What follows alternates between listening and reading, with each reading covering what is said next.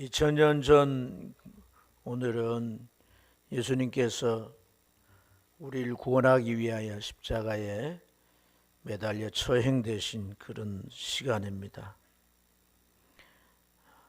우리를 죄와 영원한 형벌에서 구원하시기 위하여 자신의 목숨을 내주셨습니다.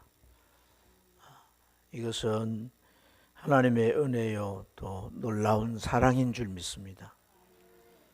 세상에 사랑이란 단어가 여러 모양으로 쓰이지만은 주님께서 십자가 위에서 보여주신 그 사랑은 어떤 사랑과도 비교할 수 없는 참된 사랑인 줄로 믿습니다. 왜 예수님의 그 십자가 사랑이 참된 사랑일까요? 첫째는 그 사랑은 선제적인 사랑이기 때문에 그러하다는 겁니다. 선제적이라는 말은 다른 말로 표현한다면 일방적인 사랑이다, 그런 말입니다.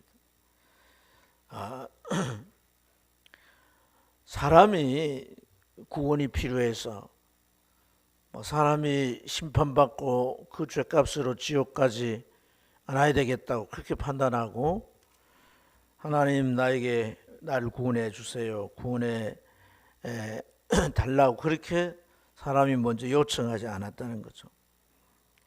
하나님께서 우리가 구원받아야 할 처지에 있는 것을 알든 모르든 우리가 무지한 상태에 있든 그건 상관없이 우리 구원을 계획하시고 또한 그것을 하나님의 선한 때에 이루신 줄로 믿습니다. 그래서 그러한 그 일을 칼빈이라고 하는 신학자는 독특한 하나님의 불가해성이다 이런 얘기를 했습니다.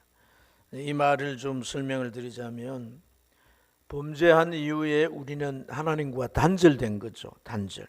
그러니까 하나님도 모르고 하나님이 계신 천국이 있는지도 모르고 우리가 죄를 지어서 살다가 죽으면 그 영혼이 하나님 앞에 이르게 되고 심판받아 저 지옥 형벌에 떨어지는지도 모르고 그렇게 우리는 영적 무지로 이러한 이 자신의 처지나 이 영적 세계를 전혀 알지 못했다는 거죠.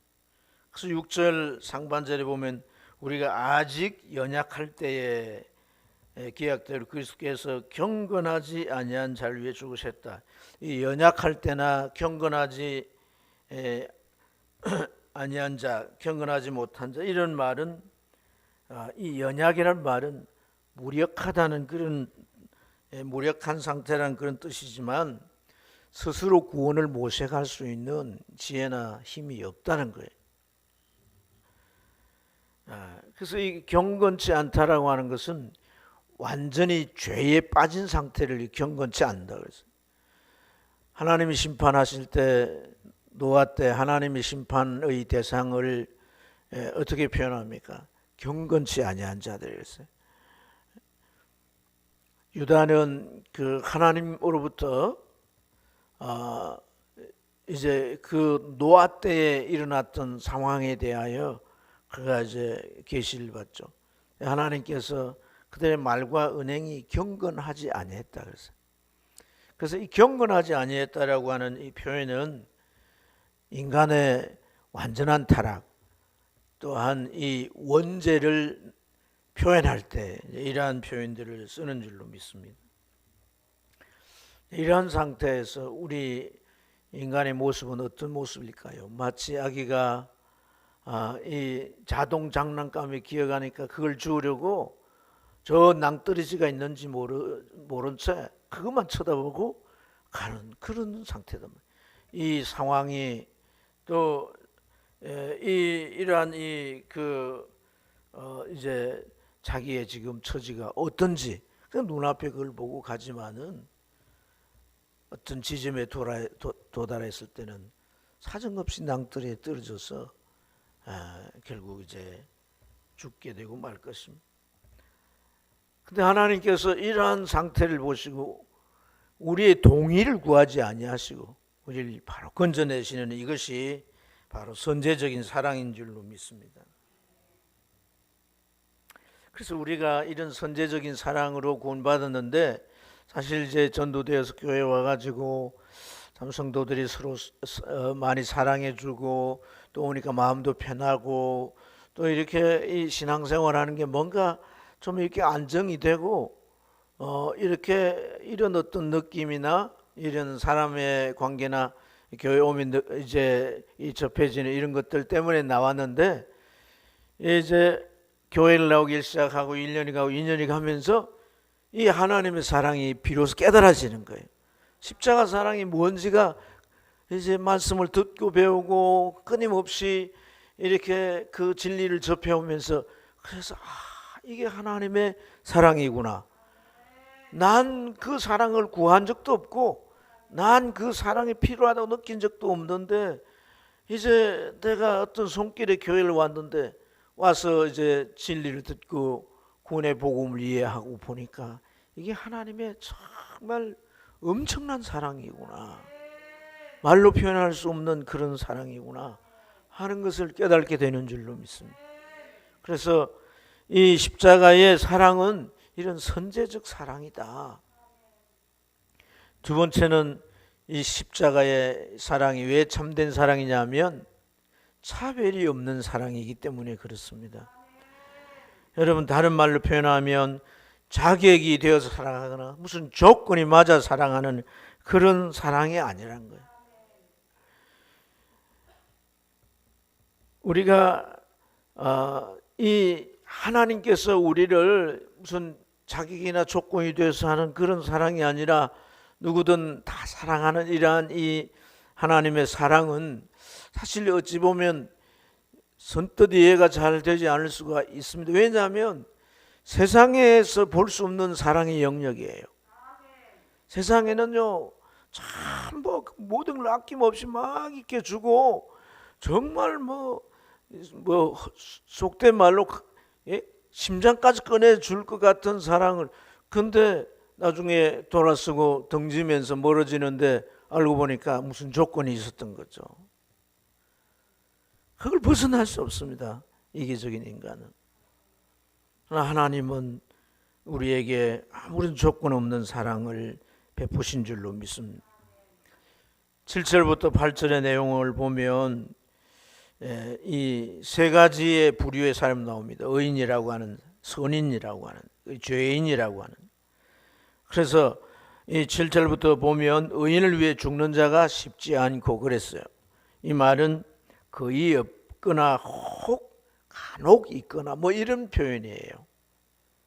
그러니까 의인을 위해서 죽는 자가 쉽지 않다 이러한 이제 표현인데 어렵다라고 하는 자격을 말하는 거죠. 어렵다는 자격. 그래서 어렵다라고, 그 사람 참 어려우니까 그 사람을 구해야 된다. 그럼 누가 희생을 해야 그 사람을 구한다면 그 사람을, 어려운 사람 구하기 위해서 희생을 하는 사람이 쉽지 않다는 거예요. 그것은 다른 말로 우리가 어려워서 우리를 구원한 게 아니라 이 말이에요. 역설적으로. 또 선인을 위해 죽는 자가 혹 있거니와, 이 혹 있거니와라는 이 가수라는 말은 특별한 경우를 말하는 거예요. 특별한 경우. 정말 그 사람이 너무나 훌륭하고 존귀해서 이 사람 구해야 된다. 그래서 어떤 희생을 이제 그 지불하는 거죠. 군대 같으면 대장 사령관을 구하기 위해서 이제 그 구하려고 어떤 이제 이 자출돼서 가는 사람들이 죽기도 하잖아요. 적의 총에 맞아서 구해오기 위하여. 그런 것처럼 선인을 위해 죽는 자가 있다는 말은 특별한 경우를 말하는 거죠. 특별하다고 다 구하는 건 아니다 이 말인데, 이것 또한 우리가 어떤 조건이나 자격이 되어서 구원받은 게 아니라는 것을 역설적으로 말하는 것인 줄로 믿습니다. 그런데 뭐라고 이제 8절에 말합니까? 한번 같이 읽어보겠습니다. 우리가 아직 죄인 되었을 때 그리스도께서 우리를 위하여 죽으심으로 하나님께서 우리에 대한 자기의 사랑을 확정하셨느니라. 여러분, 이 죄인 되었을 때 우리는 의인도 아니고 선인도 아니라는 거예요. 의인도 아니고 선인도 아니라는 것은 구원의 조건이, 구원의 자격이 더 떨어지는 거죠. 구원받을 수 없는 거예요. 죄인은 마땅히 그 죄로 처벌받고 망해야 되고 죽어야 되고 영불에 떨어져야 될 그런 죄인이란 거죠. 죄인. 이러한 죄인을 하나님은 구원하셨다는 거예요. 죄인까지, 원수까지 하나님께서 사랑하시고 용납하시고 구원하심으로 차별 없는 사랑을 보여주신 줄로 믿습니다. 차별 없는 사랑, 이 사랑을 우리가 받았으니 우리도 차별 없는 사랑을 베풀 수 있는 그런 삶을 살려고 도전하고 순종해야 할 줄 믿습니다. 마지막으로 이 십자가의 사랑이 참된 사랑인 이유는 완성되는 사랑이기 때문에 그렇습니다. 여러분, 이 사랑은 첫째로 구원의 완성인 거예요. 죄와 영원한 멸망에서 우리를 구원하신 줄로 믿습니다. 죄를 해결하는데 그냥 해결하는 게 아니라 영원한 속죄를 이루어 주셨다는 거예요. 여러분이 지금까지 지은 죄뿐 아니라 앞으로 지을 죄까지 다 속죄가 되어지도록 죄값이 지불됐다는 거예요. 우리가 실제적인 속죄야 내가 회개하고 하는 어떤 그런 관계의 회복이 있어야 되겠지만은 이미 죄값은 하나님 다 주어버린 거예요. 나의 죄값을 이미 하나님 다 주어버렸다는 거예요. 참 이것이 우리에게 나 자신에게 직접 적용돼서 느끼는 전율이 일어날 일이 아니겠습니까? 어떤 죄를 지어도 죄값이 다 지불돼 버린 거예요. 놀라운 일인 것이죠. 그리고 어떻게 완성됩니까? 죄로 우리는 절대로 하나님 앞에 갈 수 없는 단절입니다. 여러분, 그것의 예표적인 한 예가 이스라엘 백성이 애굽에서 나왔잖아요. 그리고 1년 동안 머물러 지낸 곳이 어디입니까? 3일간 걸어갔던 곳이 있잖아요. 어디입니까? 시내산이잖아요. 시내산. 이 정도는 알아야 되는 거 아닙니까? 시내산 밑에서 1년 동안 살았잖아요. 예. 시내산 밑에 살 때 하나님은 어디에 임재하십니까? 그 산에 임재하시는 거예요. 그래서 모세가 그 산에 하나님 만나러 가잖아요. 만나고 오면 모세 얼굴이 어떻게 되는 거예요? 그래서 백성들이 얼굴 좀 가려주세요.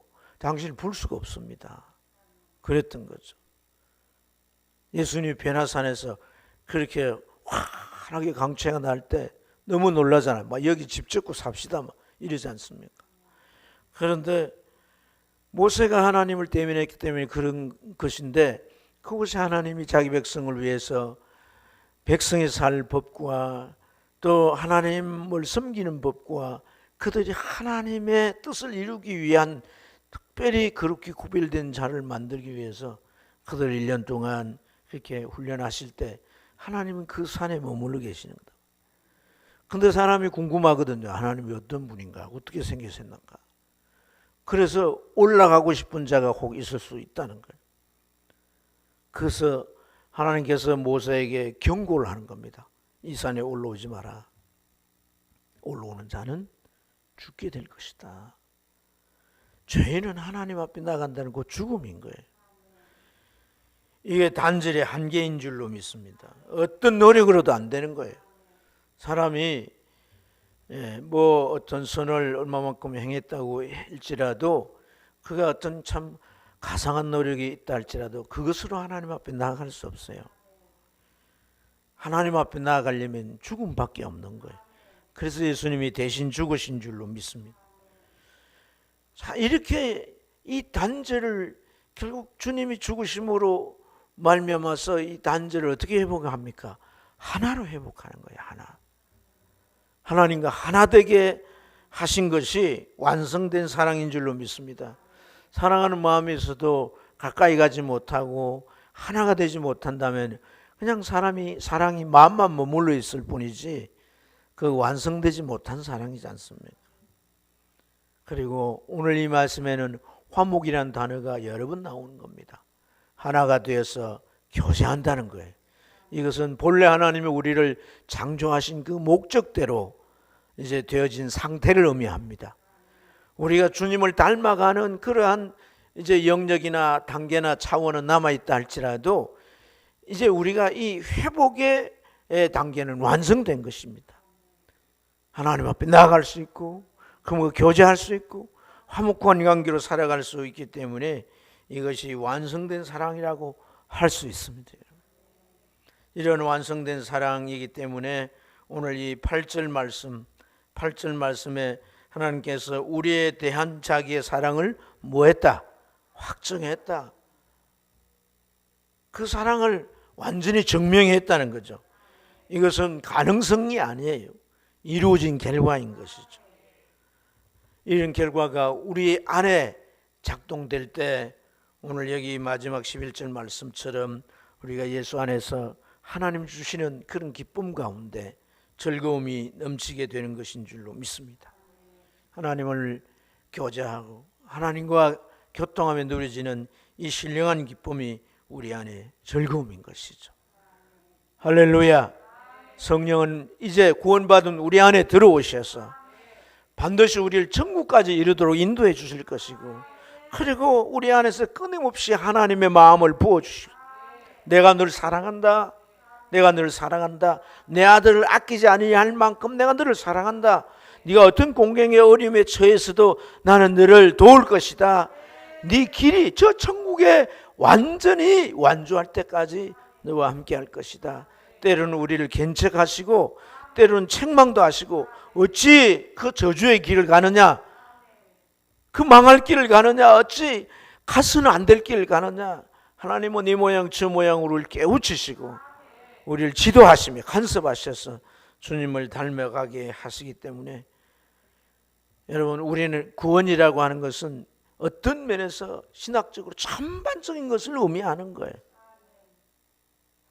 관계 회복되고 형상이 회복되고 우리가 더 깊은 성숙의 세계로 들어가는 이런 모든 것이 다 이게 구원의 의미고, 이 구원을 성령을 통해 계속해서 완성해 가는 것인 줄로 믿습니다. 이 참사랑을 받은 자가 바로 여러분이에요. 이 사랑을, 이 하나님의 사랑을 받았다는 거. 여러분, 뭐 조금 지혜가 있고 대단한 사람, 그 사람이 좀 관심만 가져줘도 막 아주 몸을 부르르 떨면 어쩔 줄 모르고, 이제 대통령이 된 사람들 주변에 얼마나 많은 사람들이 막 붙었습니다. 한번 웃어주고 뭐 어제 얼굴을 한 번에 돌려준다고 뭐 무슨 큰 은혜를 받는 것처럼. 우리가 하나님의 사랑을 이처럼 집중해서 쏟아 부어지듯 받은 우리라는 것을 우리가 잊지 말아야 하는 거예요. 자긍심을 가지고 어떤 상황 가운데 어려움이 있다 할지라도 낙심하지 말고 기도하면서 나아가는 복된 여러분 되시기를 주의 이름으로 축복합니다.